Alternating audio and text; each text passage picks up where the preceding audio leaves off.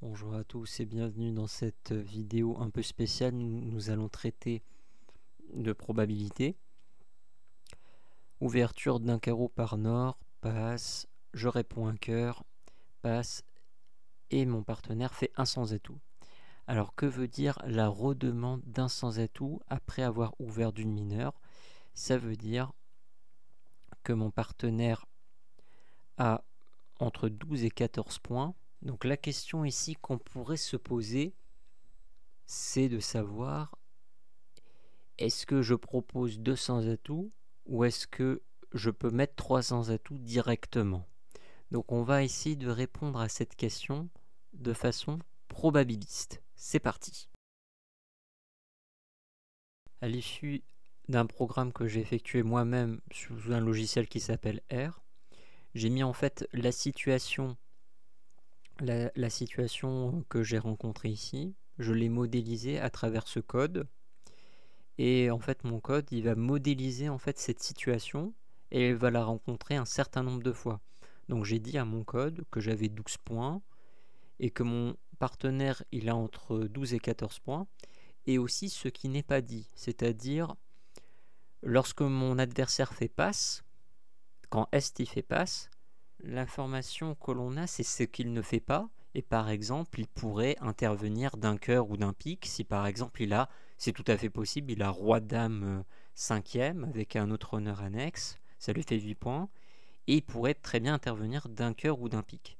Donc ça aussi, c'est pris en considération. Pour ceux que ça intéresse, j'ai fait aussi le même codage sans que Est et Ouest interviennent. Ça ne change pratiquement rien au résultat.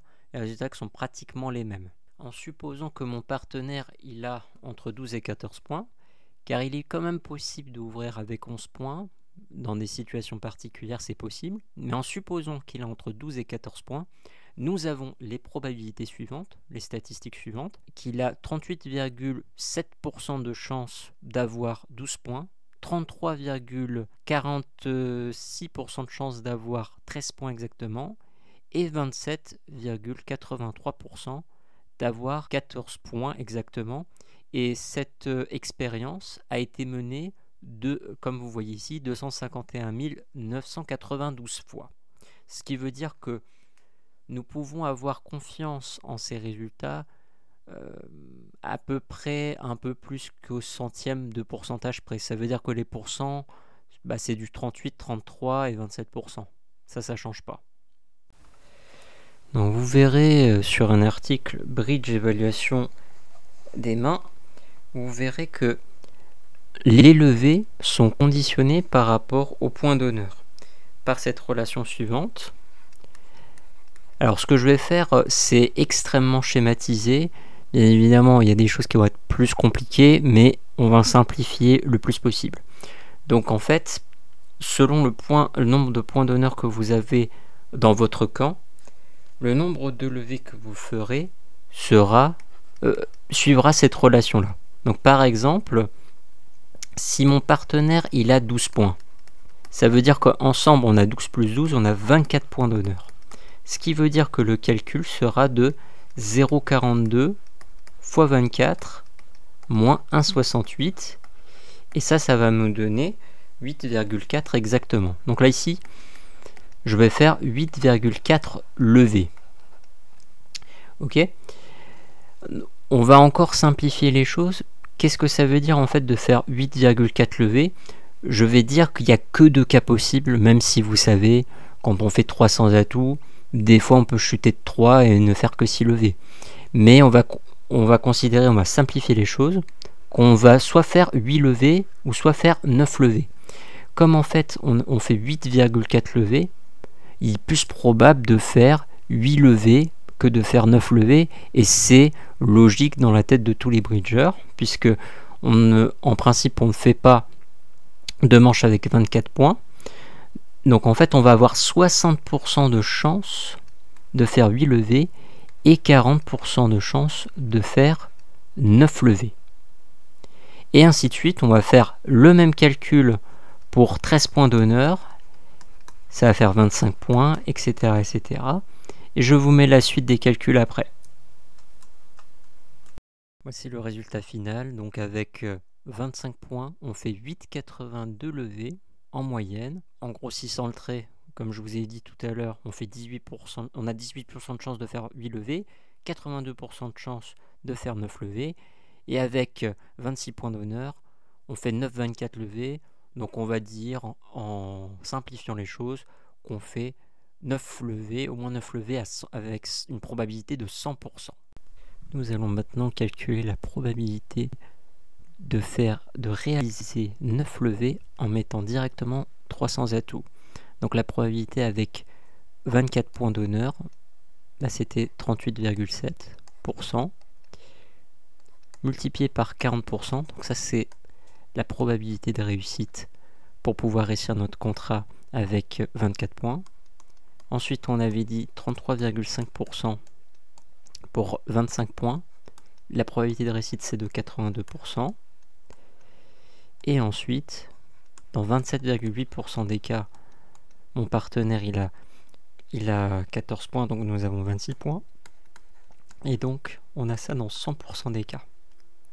Et en faisant le calcul de tout ça, on arrive avec une probabilité de 70,75%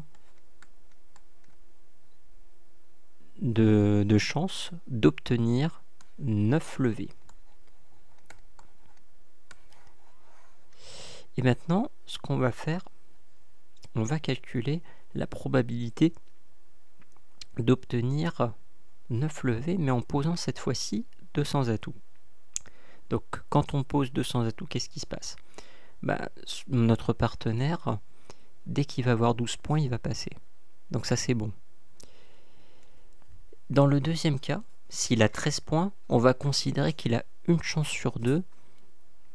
On va considérer qu'il a une chance sur deux de refuser ou d'accepter. Donc là ici 33,5%. La probabilité de réussite est de 82%. Et là, on va faire le tout divisé par 2 parce qu'il peut accepter ou refuser. Et on va rajouter 27,8%. Donc combien ça fait au total? Ça va me donner alors quelque chose de moins élevé. Donc je vais vous dire ça. Donc là ici en fait, il faut prendre en considération aussi les probabilités conditionnelles. Et qu'est-ce que c'est les probabilités conditionnelles? En fait, il faut tout rediviser par la somme des deux ici, 33,5% et 27,8%, c'est-à-dire qu'il faut diviser le tout par 61,3%. Alors qu'est-ce que ça fait quand on fait le calcul de tout ça? Ça nous fait à peu près 67,76% de chance de faire 9 levées. Ainsi, poser 300 atouts et poser 200 atouts afin d'arriver au contrat de 300 atouts, puisqu'en fait le nombre de levées, on a toujours 70% de chance d'y arriver. On voit en fait qu'il y a un décalage de 3% pour arriver au contrat de 300 atouts. Et donc il est meilleur de poser directement 300 atouts plutôt que de faire une proposition.